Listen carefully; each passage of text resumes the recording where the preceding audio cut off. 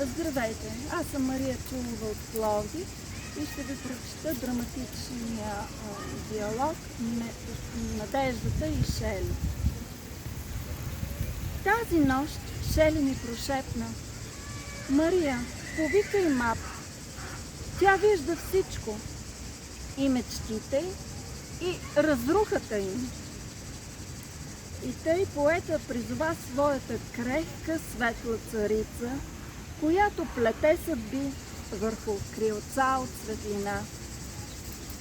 И Мап дойде, но не върху колесница от светулки, а с автобус номер 9, с ръце студени като прозорец в общинска болница.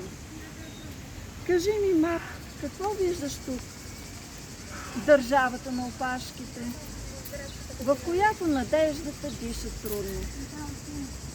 Тя се усмихна тъжно, като майка, която знае, че няма да стигне до следващата заплата.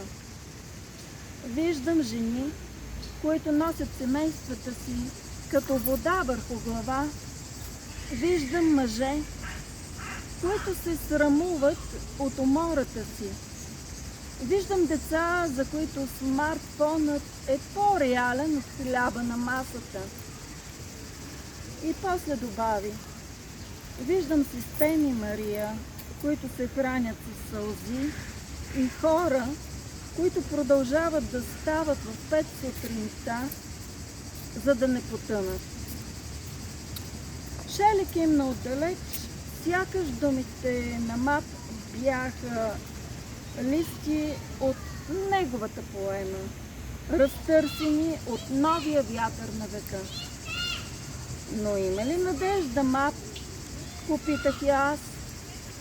А тя, дребна и сияйна, седна до един бездомник и остави в ръката му мечта, по-малка от парче хляб, но по-лека от болката му. Има, прошепна, докато има кой да види човека зад раните му, докато има кой да напише истината така, че да я чуят и онези, които са я забравили. Пиши, Мария, добави Шели, защото думите ти са мост, а мостовете лекуват света.